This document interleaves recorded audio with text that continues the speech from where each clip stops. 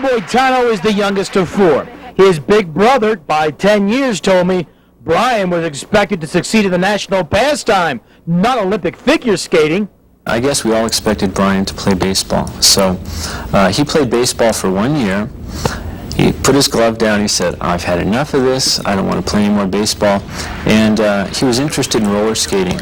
So from roller skating, I think he developed an interest in ice skating, and so he began ice skating when he was 9 years old. And as they say, the rest is history. Baby brother Brian, one of USA's 2 gold medalists in Calgary. Big brother has seen firsthand what it took in terms of blood, sweat, and tears. About 6 months ago, I spent a couple of days out there, and I had a chance to go with him to the rink, and he'd get up very early in the morning before the sun had risen, and he'd ask me, he'd come into the bedroom, and he'd say, "Do you want to get up, and do you really want to go to the rink with me today?" And I wanted to have the experience with him, so we'd get up early, we'd drive to the rink very early in the morning, and he'd always be the first one out on the ice, and he was always the last one to leave. And then he'd come home in the afternoon, he'd lift some weights, take a little nap, and go to bed very early. Now, what about having a brother world famous? Any sign of jealousy setting in? It's very hard to be jealous of someone like Brian who works very, very hard. I think that my feeling is one of deep respect, not only for him as an athlete, but for him as a human being. Mark Boitano, a proud big brother if there ever was one.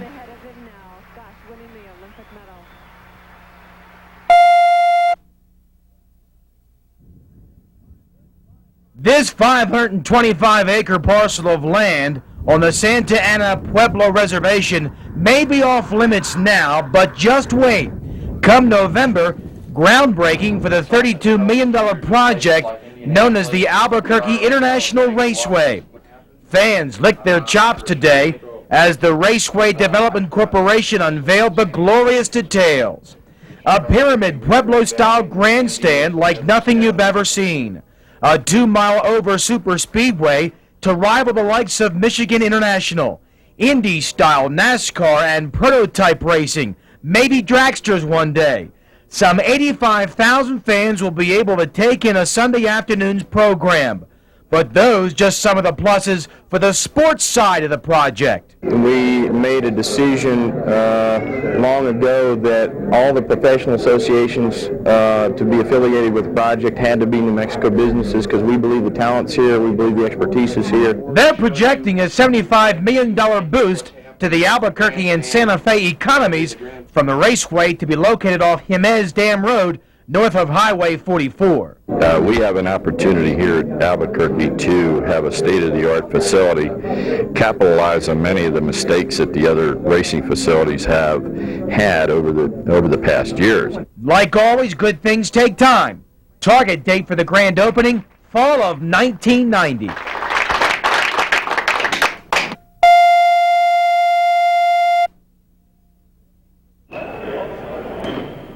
The papers in L.A. are reporting that 6'6", 196-pound forward Chris Mills recently received a VHS tape back from the University of Kentucky. He signed a letter of intent with the Cats back in November. Postal workers apparently discovered $1,000 in cash inside the tape box. They reported their find to authorities. Meantime, the Fairfax High School star continues to work out with the McDonald's All-Americans in Albuquerque. The future University of Kentucky star working hard this morning getting ready for Sunday's All-American ball game. He decided not to talk to us about the problems brewing in Lexington. Can you get us an interview with this kid, Chris Mills? I can't do that. I don't know anything about it. Officials at the University of Kentucky are still trying to learn more about the possible impropriety. They've said they'll cooperate fully with the NCAA in getting to the bottom of the story.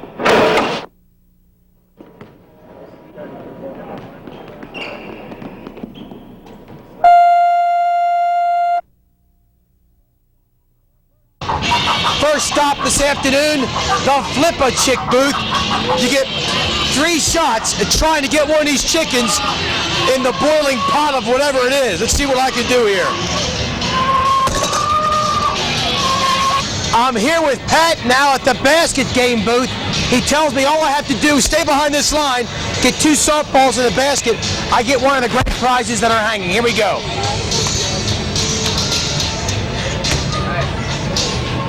The name in this game is the Coke roll here. The object is to roll this here ball. Your hand cannot cross the red line. You want to hit the two bottles right down here in the middle. You hit them in the middle, tip them both over, and you win. That's good. Very, very quick. I was always good at basketball. 2 balls for $1.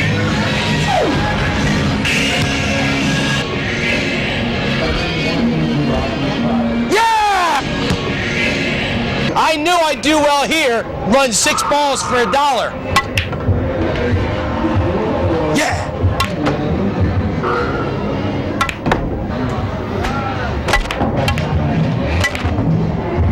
Yeah. You have to shoot at the star. You hit it. You have to hit the black star anywhere you want, and you get any poster up you like, and it's $1 a dart. My wife will kill me if I do well at this.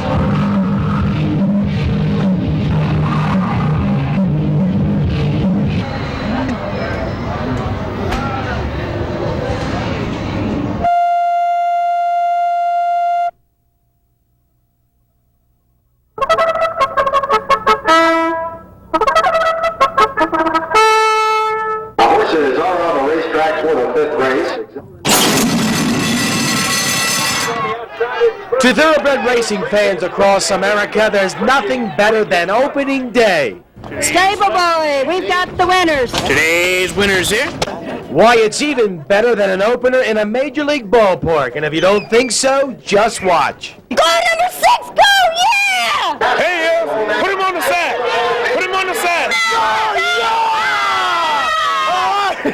All right, we're talking about gambling, plain and simple. A lot of money is won, and a lot more, it seems, is lost. Of course, the secret lies in something that Clint Eastwood once said. Man's got to know his limitations. Before you come to the track, do you sit down with yourself and decide how much you're going to wager? No, because I don't do nothing but win when I come to the track. I come to the track to win. Yeah, like 50 a day. That's no more than that. About 100, 150. Does the wife have any input on that figure? Yes. Oh, I don't play heavy. So we'll say $40, $50. My worst nightmare is when I won 150 and I lost it all back. Could I bet on the 5-horse in the 6th race?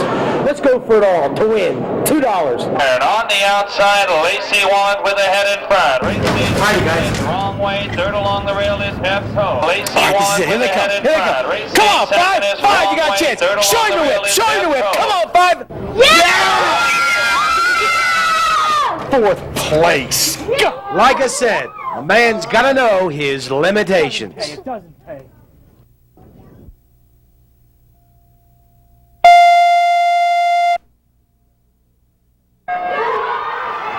Three swimmers in this past weekend's APS girls meet should not have been in the pool competing for Manzano's Monarchs. All 3 were caught with alcohol on school premises 2 weeks before, in direct violation of the APS abuse rule put into effect in the student handbook back in June. Now, the new policy states that students in such situations should be suspended from competition the rest of the semester or the remainder of the season. But Manzano principal Jim Juarez misinterpreted another line in the rule that insinuated he had discretion as to the degree of punishment.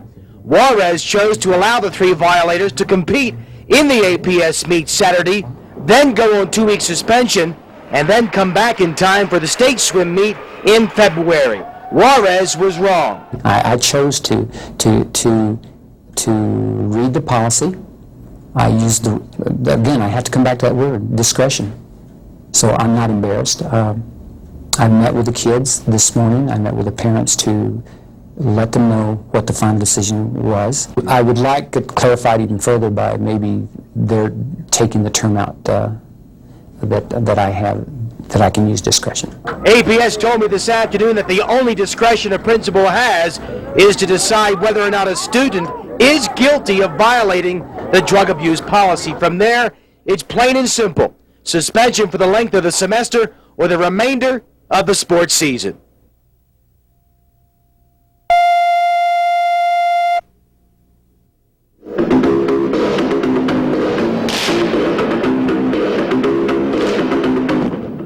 The Socorro Middle School cheerleading squad takes off for the Nationals in Dallas the day after Christmas. The third straight year they've made the trip. Third straight year as Southwest Regional champs.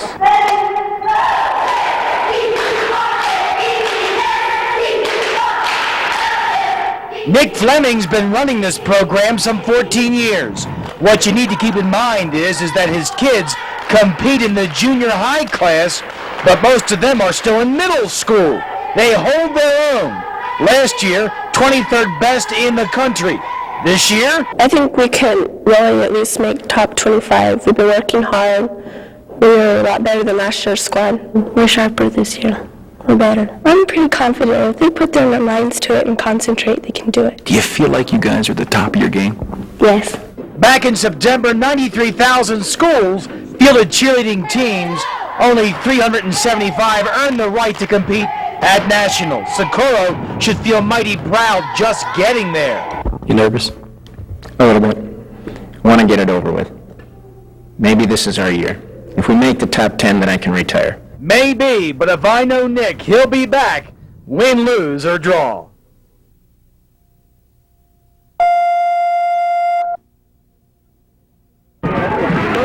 It's been 32 years since somebody other than Bill Gentry stalked the Highland High sidelines. But Gentry has worked his last game as Hornet head coach.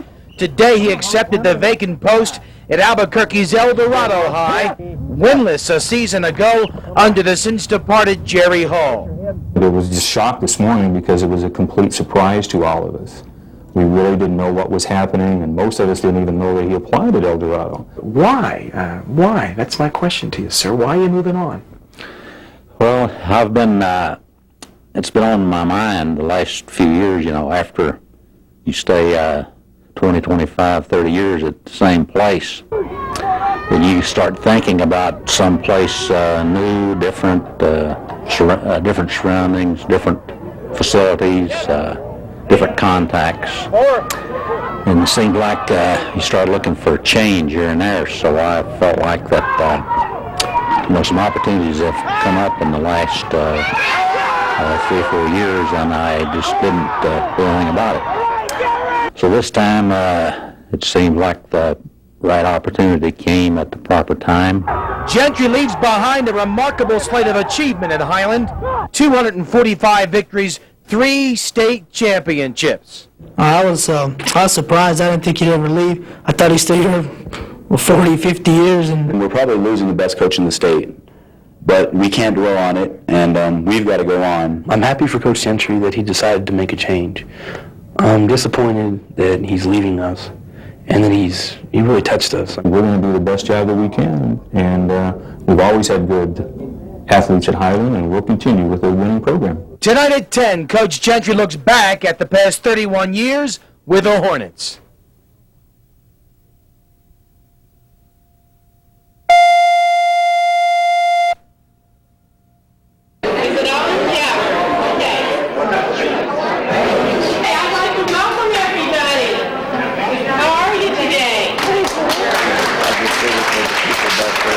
Olympics, because I think it's a vital thing. Got in my car to drive, but I got to be an Olympic champion. And to help us get to St. Louis, to help pay part of our expenses to St. Louis, thank you to June. Vero Beach, Florida. First and foremost, it owns a piece of the Atlantic. Bunches of thirst-quenching citrus trees and professional baseball as in Dodger baseball.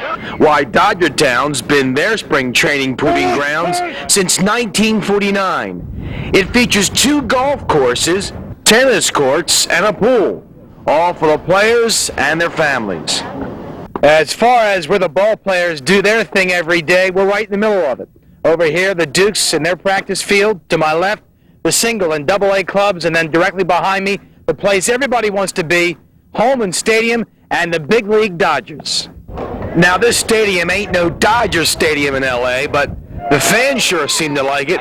They turn out in droves. love it. Spend all day out here from 9 in the morning to about 5 at night. Oh, I love it here. I used to come here with my husband before he passed away. And I imagine he was a ball fan too. Oh, he loved it. For the Red Sox. The best training facilities, not only in America, but in the world. We have playing fields. We got the best equipment. We have a lake over here if somebody wants to fish, a man-made lake that Mr. O'Malley put in here years ago. Vero Beach, Florida. Baseball and surf, but not always in that order. Did you bring that camera down here to shoot the Dodgers? No, I brought it to shoot my family. Paul Davis, New Mexico's news channel in sunny Florida.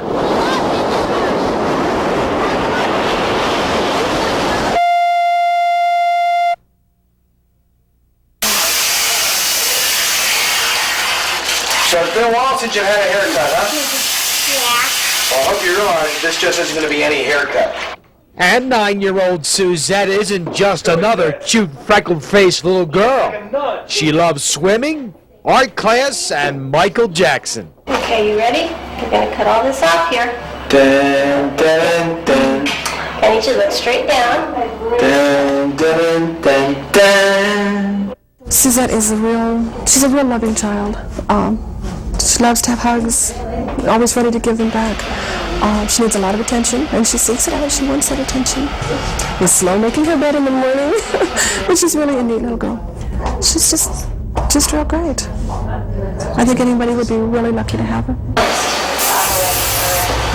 Ladies and gentlemen, we give you a new Suzette. Prettier than Snow White.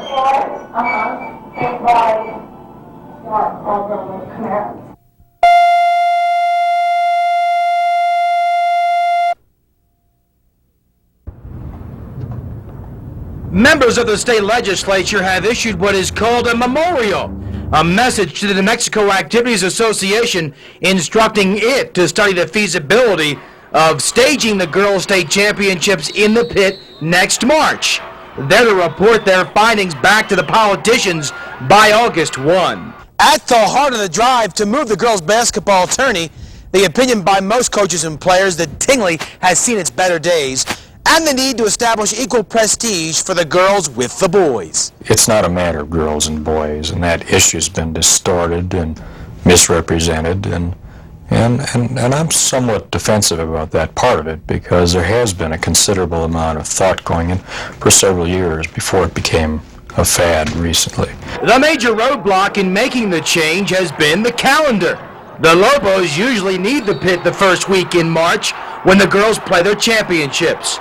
But there aren't any negative vibes from UNM. From our standpoint, if we can work it out from a scheduling standpoint, we've always been open to that, and I think it would be great. One suggestion we made would be to have it the same week that the men's tournament is run. The men come to the arena on a Thursday, Friday, Saturday. Perhaps the ladies could play Monday, Tuesday, and Wednesday of the same week. That would solve the scheduling problem. It's up to the NMAA's executive board to approve such a switch.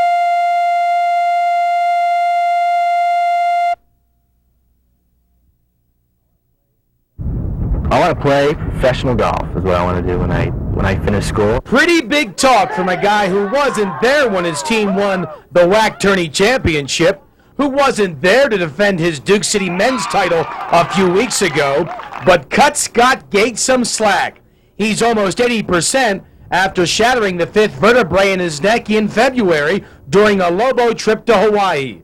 A dive in the surf left him paralyzed from the waist down. People always say, when something really bad happens like that, they say, well, I couldn't handle that. That'd have been, I don't know if I could ever do what you've been through. And it's like, once I did it, it was, everything changed. My priorities changed immediately. It was just to be all right. I didn't care if I could play golf. I just wanted to walk again. It took a week in traction, 3 months in a cast, and a bone graft that has all of his doctors boasting to get Gates back up to snuff.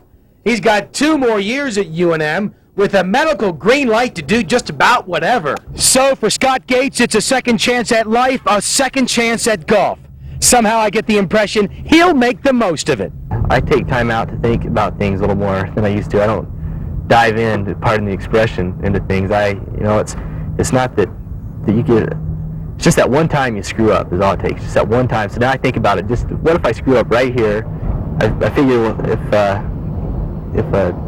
something bad happens to you, something good ought to happen too, so hopefully I'll win the WAC too. More big talk from a guy you somehow believe will pull it off. Gonna like it, right in the bottom.